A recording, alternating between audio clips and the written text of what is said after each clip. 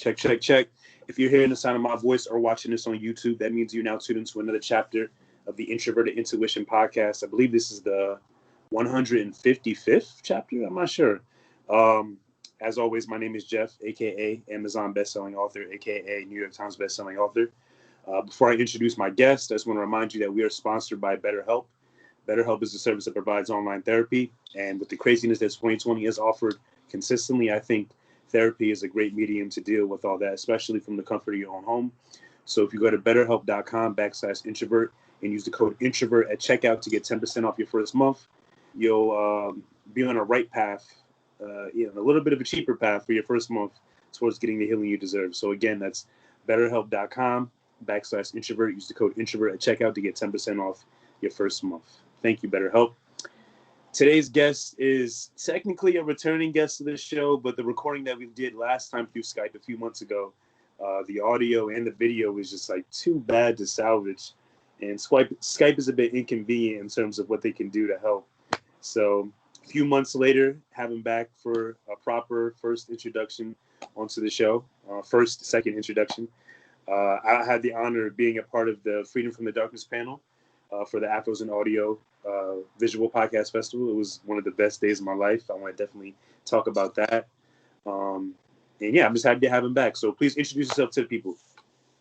All right, what's up? My name is Talib Jasir. I'm the founder of Afros and Audio Podcast Festival, as well as our podcast. I'm a family guy, and a life coach to entrepreneurs, podcast creatives, and creatives. That's amazing.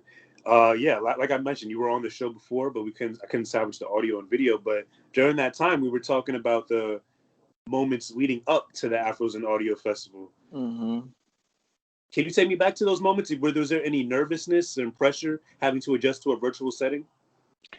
Yeah, absolutely. There's always whenever you up to big things, bro, it's gonna have that skinny branch feel to it, going as far as you can possibly go within the capacities that you have, and not knowing if the branch is going to fall or if it's going to hold you, and so that's for me. Anytime any of us are up to anything major, whatever it is, from a podcast episode to a festival, there's this feeling of stretching yourself beyond a comfort. And so, absolutely, when building a community, um, especially inside of all the shit we're going through right now, COVID, civil unrest, which is not unfamiliar to us, but just took the main stage in a big way in the last few years. It's something where I'm trying to. My goal is to create connection and a sense of belonging and community around a people that have been disillusioned and disenfranchised and disappointed by certain communities, Mm-hmm. and so sometimes it can be a hard sell. And in that instance, it becomes challenging, just wondering who all is going to show up for themselves in the space that's been created. And so that's where the nerves come through. The part of planning is always a lot, but the intention and the clear intention supports throughout. So being clear on why we're doing it helps momentum going and keep us focused on what we were going to be creating on November 14th to 15th together. Right. Is it, nothing about COVID is a blessing, but the idea that it brought us to a state where we all had to work from home, like we're all kind of home from time. So is it fair to say that the idea of that part of COVID was a blessing in disguise? Because I imagine organizing an event like that, you have so many different people's schedules and travel times, but being that we were all home, did the fact that we were all home make it easier to organize this? Yeah, well, it wasn't easier to organize, so that one we'll just throw out the out the window. Yeah. But as far as it providing insight and awareness around the way in which this could look, even when it doesn't look the way the vision is, Last year we were in person, but it still wasn't the vision because just starting out, resources are limited. Those are obvious, just kind of the ways of the game, you know. But we created something so special that weekend, um, that in person we would have created something, but this provided just a different feel, a different opportunity. There's so much Zoom fatigue. There's so much fatigue around different offerings that are now available. That the goal for us was for people to feel like they've been somewhere, that they had actually connected and were together with the community, that they felt that they could feel was energetic, and all of that. And so I think COVID supported us in having to pivot from the initial vision of it, but also in that pivot being very intentional on what we wanted to create. Like I said, people knowing that this is, even though we were apart, it felt so connected and felt so much like we were sitting around each other, you know, Yeah. shooting a shit or sharing, you know, glances or whatever. That I think COVID just supported in saying, you know, yeah, this is fucked up, but this is what we can create. And I said this before, you know, even before the festival. I'm just talking to my friends and different groups that I facilitate. Is that this is an opportunity to see what we're made of outside of the world, Mm. what that looks like, outside of being seen, outside of um, getting that instant gratification, validation, folks just being in the same space with you. It's an opportunity to see who we are outside of the normalcy of what we've been tracking with all this time. Um, so I don't know if that answered the question, but I think COVID just supported in us pivoting in a way that all the resistance to having a in person, we're not together, we're not connecting, we're not able to touch or look at each other. We were able to move past that and see that that's possible. And I think that was an important lesson inside of what we created. But just an important lesson of how we moving forward. You Right. know, anything's fucking possible, man. What would you say is the hardest part about organizing a virtual event? Because I honestly, I mean, hopefully there's not a second lockdown. Hopefully COVID eventually does dissipate. But it seems like the virtual type of events is the new norm. Uh, Hmm. you maybe provide some parts of your journey to manifest the Afros and Audio Podcast Festival that was the hardest, and how you pivoted through that? Yeah, well, it was all difficult. It was all challenging. Just getting speakers, and and you notice this as a speaker. I'm very as a project manager, account manager in my other life. I over communicate. You know, I want everyone to feel like they know what's going on, is not feeling lost anywhere along the journey of being together on the day of event. And I think that the insight that was provided for me through this virtual festival was that the accessibility of this, when it comes to people all over the world, when it comes to people with maybe lack of resources to afford traveling or and that sort of thing, when it comes to disabled people of our community, um, virtual really allows a space for accessibility, you know, in a way that a venue can't, you know, in a way that saying, okay, our festival's in New York and a person from Canada or the UK or whoever wants to be a part of it, um, they can't afford to get here or something. It just provides a level of accessibility that really is a game changer. So I think COVID, for some of us, it didn't happen to us, it happened for us. You know, it happened for us to see different possibilities in any aspect of our life where this pause time or this pivot time helped us to get really clear on the commitment and attachment to the one way things should look in our actually has different possibilities. Right. I'm curious, like, was there any lessons that you learned from the first event, the in-person event, that you applied to the second event to make it more of a success? Because honestly, I wasn't fully on the inside of it all, but being a speaker, I felt like everything was ready for me. Everything was very accommodating. Everything was very organized. So for you to for you to say like there was any type of hard part about it, I didn't notice. It seemed very smooth. So again, Well, were that there? was the point. That was the point for you not to notice, and for the attendees not to notice. But from last year was was the complete learning, like the first time ever. Not knowing what any of it looked like, and being the person who at the helm who never uh, rented a venue for that size for that many days, that never pulled together that many speakers, and never pulled together any of it. It would as seem like it was the first festival last. I mean, it was not the first festival last year, just because of our commitment to adding value, and that's really what it's about, man. This is about being excellent inside of a space, but it's more than that. For me, the excellence is because we could slap some shit together any day, right? But that doesn't leave me feeling like what I've done and what we've created is value, and the people that we're creating it for is valuable if I just slap some shit together. Mhm. Um, so there's a lot of learning inside of each iteration. There's learning from this festival that we'll take to the third festival, on fourth and fifth.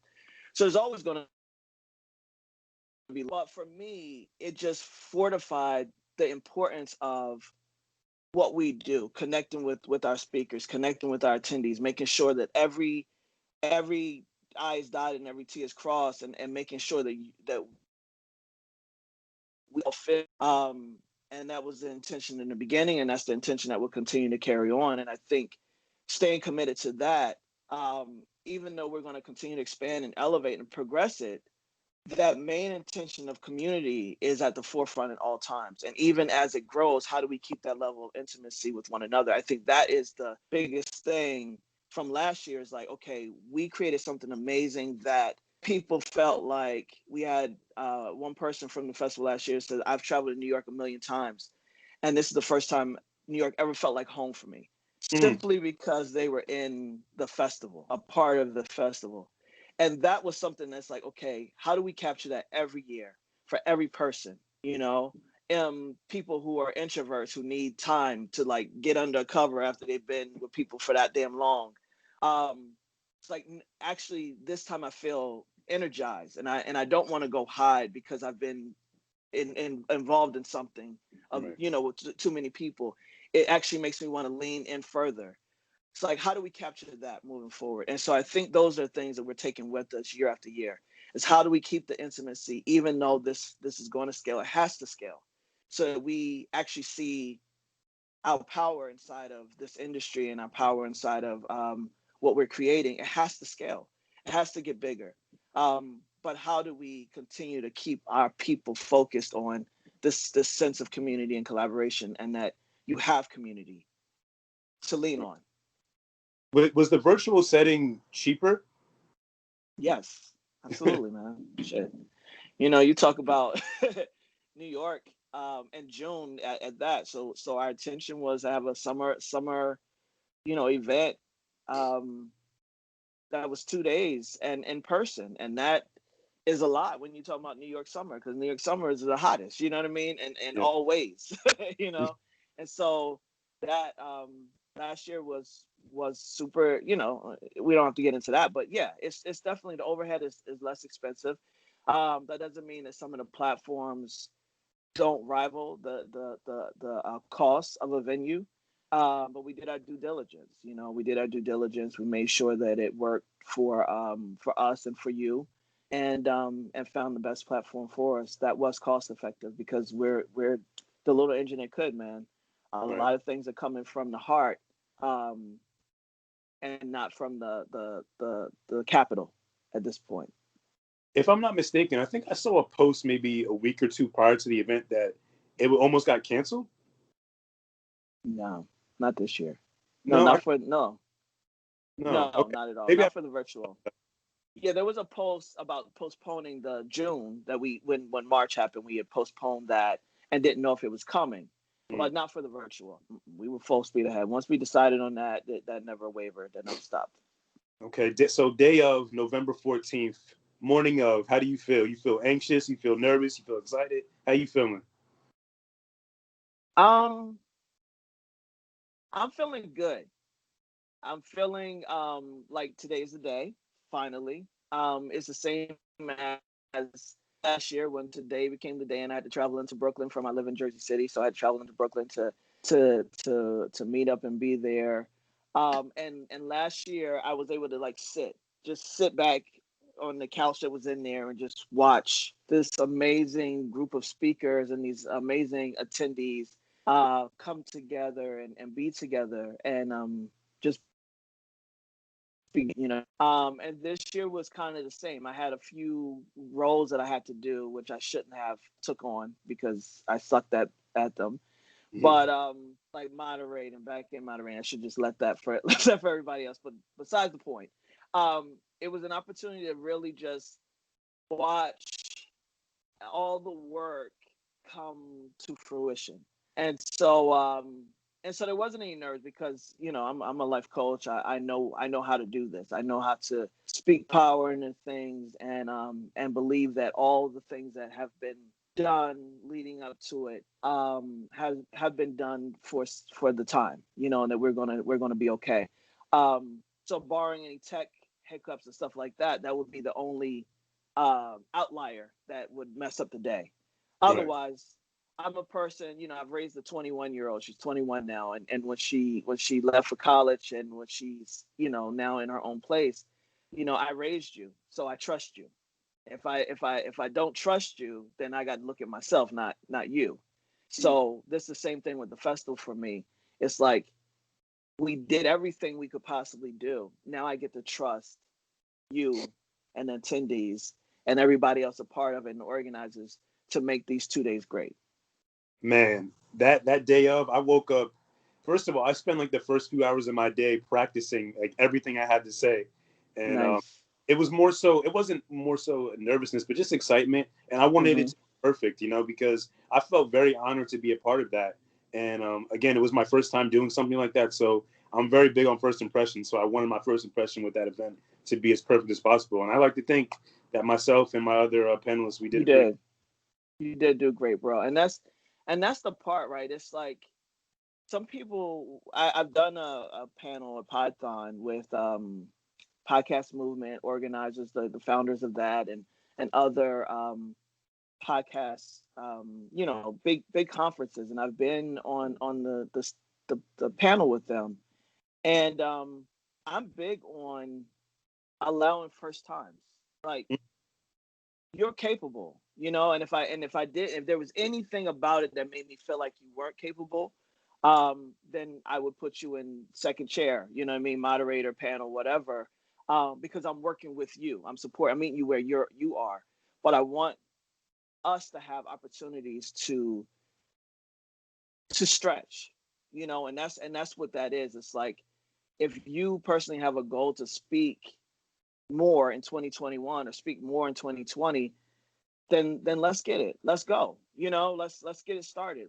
If you start here, if you start somewhere else, if this is your second, first, or third time, or more, a lot of people that were on some of our panels have been speaking for years, and get paid good money for it. But this was about giving those opportunities, because you are capable of that, and you studied to show yourself approved. You know what I mean? You did what you had to do, and that's what it's all about. So I'm appreciative of that, man. I'm proud of you because you did the damn thing. I appreciate that. Were you in any attendance of every panel? Did you like duck in and? As much as I could, but then I'm the editor of all the the videos after that to put up for the replay, so I got to watch all of them. But I couldn't be at all of them at the same time. But I had one on my iPad, one on my phone, one on my computer, and Yeah. I'm watching as much as I can.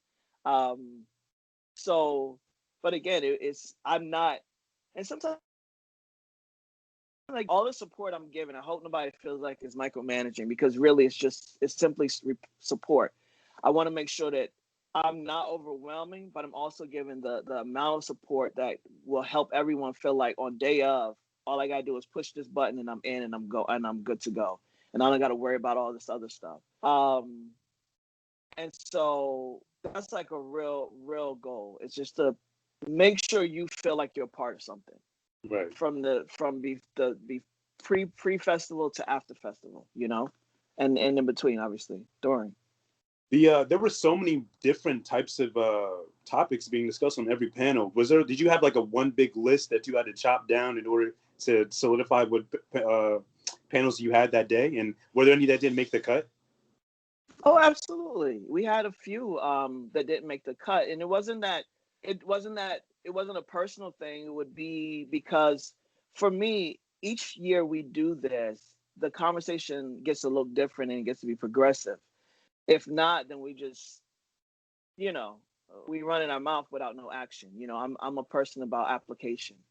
And so if it didn't make the cut, it's because we talked about it last year, or we have a similar topic, and and that person filled out more information and gave more detail than the person who just put in their email and said, I want to talk about this, and left us and submitted the form. So it would be stuff like that. Also be non-Black speakers, they didn't make the cut just off rip. And I'm unapologetic about that, because again, it's not about providing you, Jeff, a voice. You already have a voice. What it is about providing that mic and that platform where you might not be able to get that opportunity somewhere else, because of who you are, you're not the expert. You're the expert on diversity and inclusion, but you're not the expert on what you're the expert on. And so those are things that get cut immediately, like with no problems. And also, it's about, like I said, progressing the conversation. And we as an organization, we're not up to looking at a community from the outside in and saying, this is what y'all need and this is what we're going to provide you. No, what do we need? I'm a podcaster myself. What do we need? What do we want? That's what makes the cut. It's not about me giving shit that I think people need and they never ask for it, they don't need it. That happens so much in our communities, by politicians, by organized organizations, whatever, never asking the people, what do you want? What do you need? Right. And so the first step is to do a call for submissions. And these are podcasters who, again, are keenly in tune with what it is that folks are asking about and what folks need. Mm-hmm. And that's the first step, together and figure out what that agenda looks like. Now it's time to curate parts of the festival. And so that's what we did. And that's the things that you saw with amplifying the queer voices, our lunch meetup, our pitching, the storytelling. That was something that was a curated thing, not that anybody came in with it. We actually curated it for, this is what we need. In order to level up, we got to level up, period. And so we got to learn the ins and outs of things that are deliberately and intentionally not offered and not public knowledge, because us not knowing is better for them than us knowing. I'm sure there was a lot of positive feedback all across the board, but did you wake up on the 16th with any bit of disappointment, maybe in some of the panelists or the event itself? You were completely satisfied? No, none whatsoever. I'm so proud of the weekend, man. There's nothing. So I don't ever work in backwards, if that makes sense. I work in what was and not what wasn't. I work in what is and what's not. And so the fact is that we had an overwhelmingly positive and supportive and community-driven experience. There's nothing else about that would take away from it. The intention was met. There are pieces in the back end that as far as profiting, as far as, if I were a numbers guy, then I could say, yeah, there's some disappointments, but I'm not a numbers guy. Right. I'm a community guy. And so what we intended, just like last year I came out of that in so much debt, because I didn't have any support and we were new to the game. And so people were looking at me like, who are you? And what is this? And I'm not coming, and so there wasn't a lot of support. So last year, again, numbers guy would be disappointed as hell. Community guys, like, this was a fucking success, man. We won this. This was amazing. And so again, as we grow and as we scale, in order for us to make this bigger and better each year, things have to shift. Things have to shift, um, business wise, but strategically, community is first for me, and we succeeded. Absolutely. Now that you're on the other side of having to do a live in-person event and a virtual event, there's a bit of uncertainty as to where the world will go. So are you in the process of plotting for both versions of the festival just in case the world is ready? No, well, yes and no. So I am plotting on possibly keeping the festival itself virtual Mm, because it worked, because it's more accessible to people who are disabled and people who are travelers, who live in different countries and different states. And also just again, New York venue overhead is nothing to sneeze at. Um, the one we recording said it'd be $29,000 for the 2 days. I was like, what you mean? I got $29 and a pack of gum. Well, you take that. You know what I mean? But so it gets crazy. But the in person matters. And so we're doing a lot of thinking around it. But I do intend for us to have a substantial in person opportunities, but even being able to take the show on the road, because the festival is the festival, and what we create beyond that, when it comes to in person, can be smaller, but it also can be that one of those days where we're just having a good ass time with one another, and right. it's podcast related, but it also is just about us finding our tribe, finding our community, and making sure that we get together, and it becomes family reunion feel, you know what I mean? A cookout feel. Absolutely. Um, and so we're still in those plannings. And again, I think just I would not be in this mind state had it not been for COVID. I would not be in this mind state had we not had to pivot to virtual, and then recognizing that, wow, this actually is more accessible for people than any in person would ever could ever be. And that's important. It's important that person who is gets represented. And so yeah, I think it's stay virtual, but it's always going to be a hybrid of things moving forward. Right. I also appreciate that opportunity so much more because I wasn't even familiar with the Hoover app, but I've done a Hmm. bit more research on it after using it, and I'm actually going to apply it to my own version of a virtual event type of thing. Uh, Nice. it's a bit frustrating though. I just feel I can thrive in both worlds, but the virtual Mm, aspect, I feel it doesn't feel as intimate to me. Like there's a level of engagement mm. you can have with someone through your phone or whatever, your computer, but it doesn't feel as real. Does that make sense? Yeah. It's No, a it absolutely, man. Yeah. yeah, it's definitely a level of intimacy you can provide, but it doesn't feel as it's not tangible intimacy, and that's where I thrive and that's where I really prefer. So I Yeah. really the world opens up a bit more.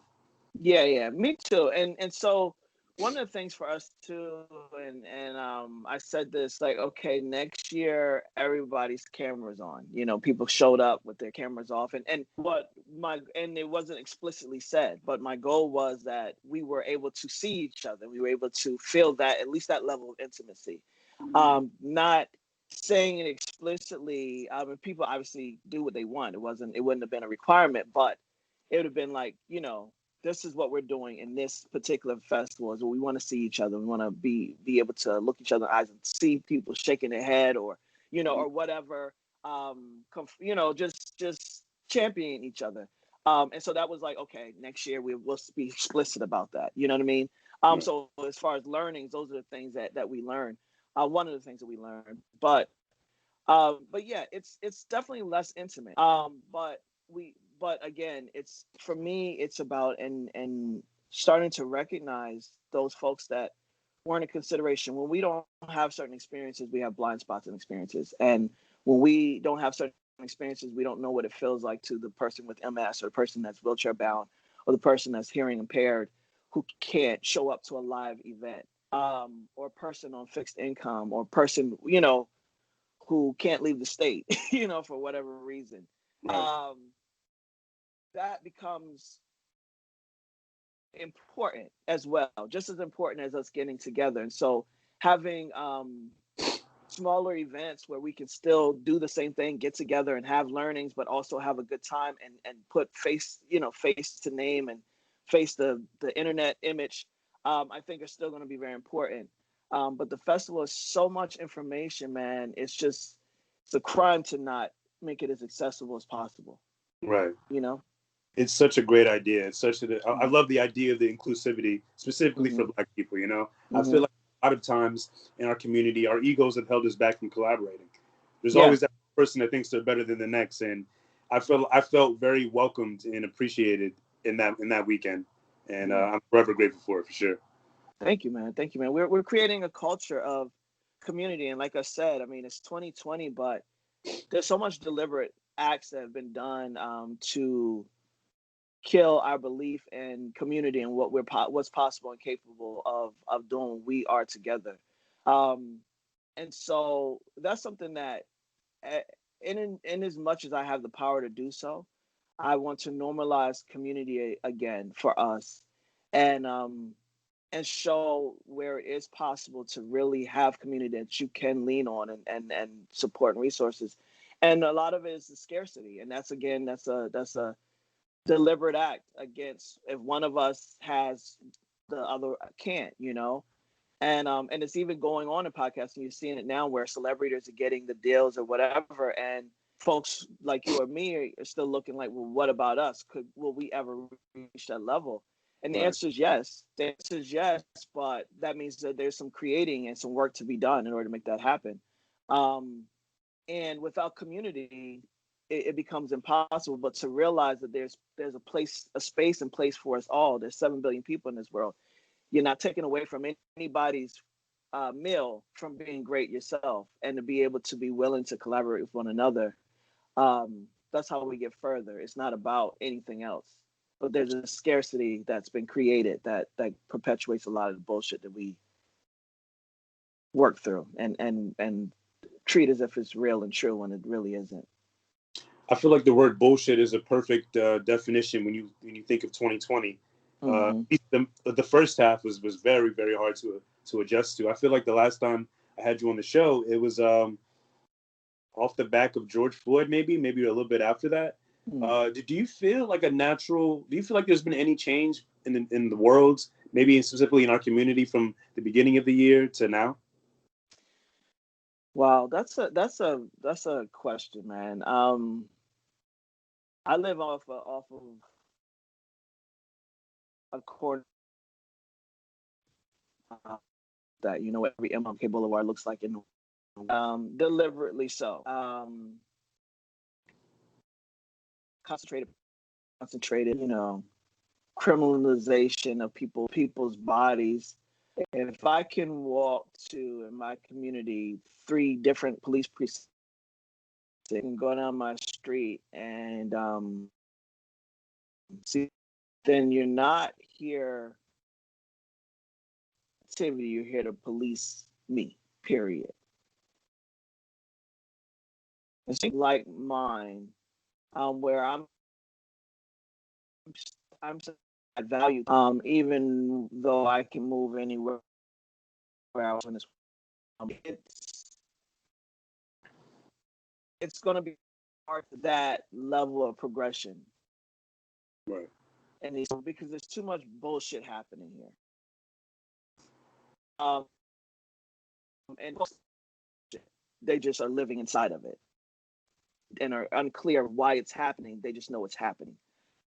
And that's unfortunate, but it's deliberate. It's like in our inner city schools. It's deliberate. I do think that there is a sense of awareness that we as people have gained in the last that will forever change the way in which how we've experienced life so far. I think that we're now clear that there's it's happening, that the power is not in anyone who gets in any position up there. The White House has no direct effect on us. Kamala and Biden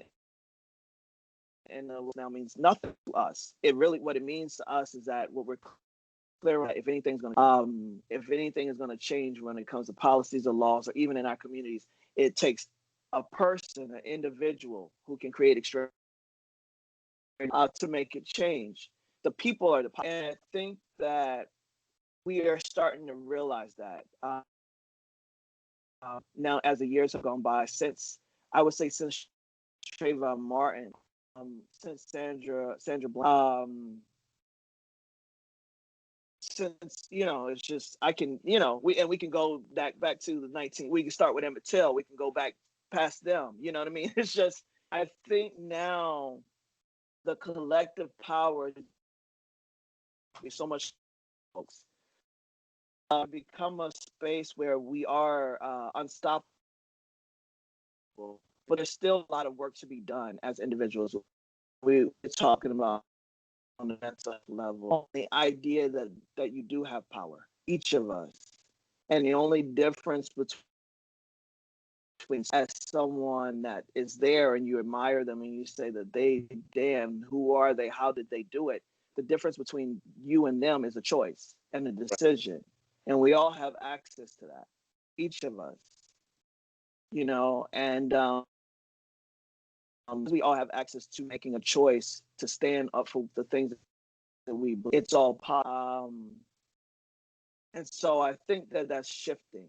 I really do, and I can say it because of the communities that I've chosen, and the communities that we're creating. That is shifting. But it's going to be hard to see when you're just looking out your window. You know what I mean? Absolutely. But it's coming. Absolutely. I do. The only benefit of the Biden Kamala win in my eyes is outside of Kamala being the representation of like the first Black woman in the office and stuff like that. I think just the idea of seeing someone besides Trump adds a level of peace to people's psyches. Oh yeah. Even though Absolutely.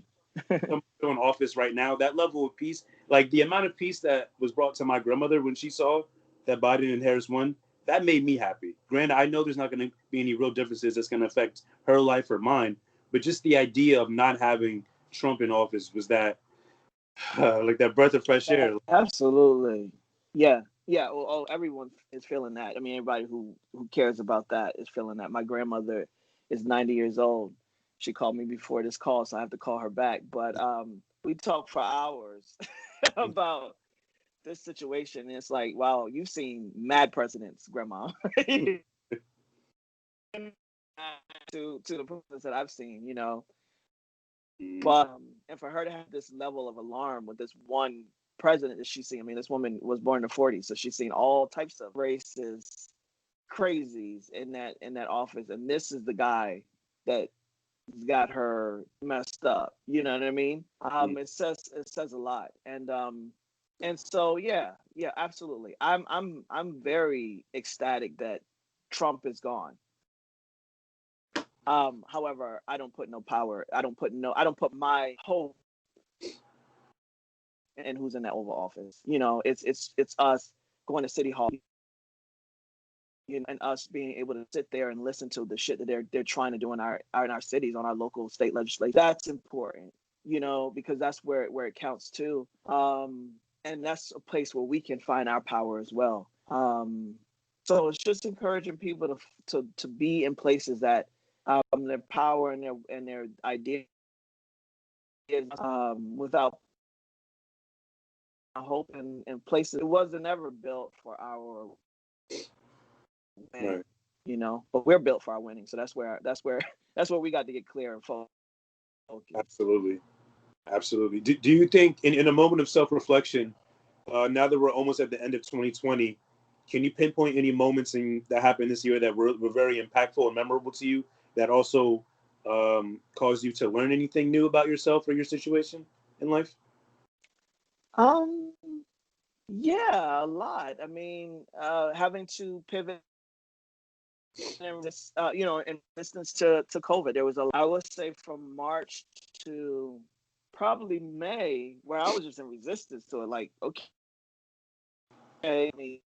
shit gonna be over, like, you know what I mean? So we can just get back.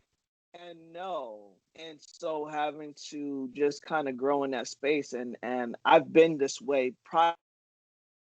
I committed to certain things is a commitment. So I've been the way prior that it turns out. So if my commitment is to a thing, then it's not about how that thing comes about. It's that thing comes about. And being more focused on that. So, but I was challenged and moved into our own apartment in DC, and that was tough. That was a challenge. Our family went through some breakdowns that should have happened years ago, pathology, and it happened this year. You know what I mean? My stepson, who I've never met in my life because he was put up for adoption when he was very little, I met him for the first year in 2020. I think we got clear on community and what it looks like to having fucked over or shitted on people because we don't need them, or we don't, or whatever, or we're not clear on ourselves, and then that happens and your ass is sitting there by yourself looking around like, oh shit, maybe I shouldn't have been like that. So, I hope that we got clear on community. I hope that we got clear on relationships. If we were to buy into the idea that this is part simulation, which I kind of buy into, it's people that matter. It's the relationships that matter. It's the human connection that all the other stuff is constructed. You know what I mean? All the other stuff is just the game. It's the people that I've connected with and I've chosen, and have chosen me, that can complete the world that we're working on creating individually. So it forced me to lean further into, not force, I was already there, but it supported me in saying, yeah, community is where it's at. It supported me in saying, yeah, despite community not choosing us right now, because again, it's a hard sell sometimes when you've had unreliable community. For me, I want to stay the course, because I recognize how to have community and how important it is for people to have community, even if they're not clear yet how important community is. Right. So for me, that's been the goodness of COVID for me, is that hopefully people got how much people matter, and have relationships that serve and support you and also challenge you matters. I think the testament to a true person who's successful is their ability to adapt and adjust. And I think that's exactly what 2020 was in a nutshell. Everything was taken away from us, our routines, our lifestyles, our comfort levels. And I think Absolutely. still here today, to this day, striving, is now ready for what they wanted for themselves at the start of this decade. Yeah. At least that's for me. It changed. No, it did. It did. Anyone, and I put up a post yesterday or Thursday. Yeah, it was Thursday, and I said, if you're reading this, give thanks, because you still have time to create whatever it is you want, and however it is you want to live. I'm clear that there's still people right now in 2020 who have made up in their mind that this year was some trash. And yeah, I'm not saying that it wasn't for but again, I work in what is and not what's not. And so there's a lot of opportunity that was created in this year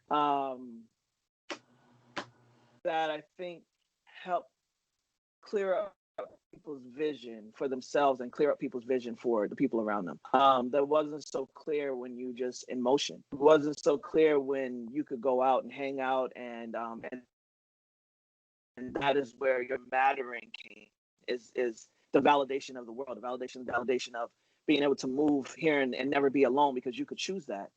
Now it's like, okay, who am I with that when it doesn't exist alongside the world and what the world expects and wants and desires of me, what I've grown to anticipate and now it's just me and me, even with the family around, even with people around. Now it's just me and me. And if that's not some clarity for your ass, I don't know what will be, you know? Absolutely. I think we're living in a movie, for a better lack of a better word. Like, just the idea of walking outside and everyone's wearing a face mask, that seems like something you could only dream about. So Yeah. the fear of contracting a life-altering virus Yeah, is absolutely. crazy to me still. It is. But I can only hope that things from here, by this time next year, if COVID is still around, I hope that we're able to fully adapt and adjust to this reality, and safety measures are in place for live in-person events or something like that. But I don't know. I don't know really what's next for the world, but I know for me, this level of focus, this level of determination, this level of ambition that I have has only gotten stronger because of all this, and it's going to continue into the rest of the decade. Yeah, man. If there was ever a time to live life like it could be Yeah. this is the time. It's like it's about fulfilling yourself, whatever it looks like. That measurement of success, whatever. I just say it's not a measurement of success so much. Success, it's really a measure of fulfillment.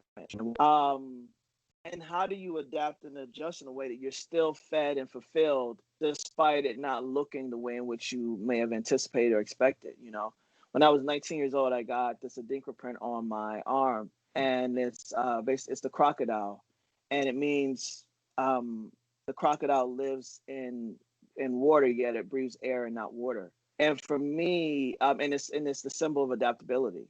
And I got that when I was 19. Um, just the way I was raised, I adjusted and adapted quite a bit and had to.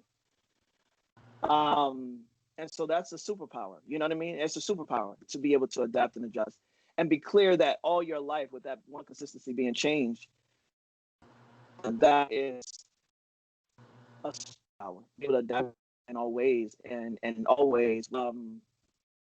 And to know that, especially us, our communities, our people, in order to be who we are, and historically it's written down that we are a peculiar people. They couldn't understand why there was any joy or singing or community or together, anything like that. We're breaking these people to the point of no return in our eyes. We're doing everything we can do, and they're over there singing and they're over there laughing, and there's some joy there. And you go down our community, you see the same thing, and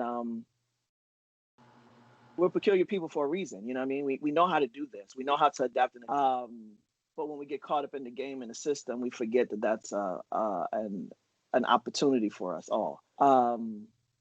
And so we just got to get back to it, man. We just got to get back to each other and being able to see each other and trust each other, and be consistent and reliable. And that's our goal. Afros and Audio wants to be consistent, reliable, and transparent, and no bullshit. And that's it. You Do, know, as do you? I'm sorry. much as possible. No, go Yeah. ahead. Do you feel, this is one of my final questions? Do you feel like your need to build a community is synonymous with your purpose in life? And if so, what exactly is your purpose, and how will you continue to apply it to the world? Yeah, I think I was given a gift in where I was. I was born in Baltimore, but 6 months after my twin sister and I was grabbed up by my great grandmother and taken to a rural area. Um, all a Native American name, so it's Quinn, Quantico, Nanacoke area. And on this place, we had a chicken coop in our backyard, and we had and though I was young, my eyes were very open to the community that was around us. It was a Black community. We had dirt roads. And my grandmother all she had to do was come out the front yard and make a sound. She'd make a sound like whoo, something like that. I can't even do it, but it would be loud. Mm. And people would come out of their house, and there was support for whatever was needed. So there was a snake in the tree this particular time, and and I won't go into the story because unless you want me to, but it's I stood there with my 6-year-old self watching the community come together from this one woman standing in her yard making a sound that was distinct from any other. They knew what to bring, and they knew what to have, and they knew what job needed to be done. And then the gathering of what we grew, we gave out, and what was grown on another farm was given to us, and what we fished for and craft for was given out. And so that was my first idea of what community looks and feels like. And so I think my purpose is community. I've always been a gatherer of people. And so, yeah, I think that's my purpose. And I think because I'm keenly aware of how it organically and at its purest, which is simply love and support and resource, then I'm good to be leading the ship, you know. And this is the culture that we're creating. And if you have an issues with your podcast, if you have an issues with your life, creatives are whole beings. They're not one thing. You're not just a podcaster, bro. You're a whole ass being. You got a whole ass life. You have Right. other desires and wants. You have other talents. And to recognize that and say, here we are. And if at any point you need somebody in this community to bring over what you don't have on your farm, here you go. You know. Right. Mm. Do you feel? I do believe purpose, but it's not my sole purpose. Sorry, you were breaking up in that moment. This is my second to last question. Do you No, feel? I do believe my purpose, but it's not my sole purpose. Got you. Yeah, I guess we're delayed. Yeah, okay. Yeah, a bit delayed. Do you feel successful or do you feel accomplished at this point in your life? Accomplished. Did you hear me? Yeah, it's success. It's being Okay. successful, like a specific point you have to reach. Success for me is that the more people that we can get in a room to have these conversations that lead us, that move us forward, that's going to be my measurement of success. People are still becoming aware of what it is that we're creating. When I say we, I'm talking about you, me, and everybody who chooses Afros and Audio. There's a level of buy-in that I want us to be involved in, and that is this a community, and this is a community that's going to support. This is a community of Black lives and Black bodies, every last one of them. This is a community that's going to represent the folks that exist, and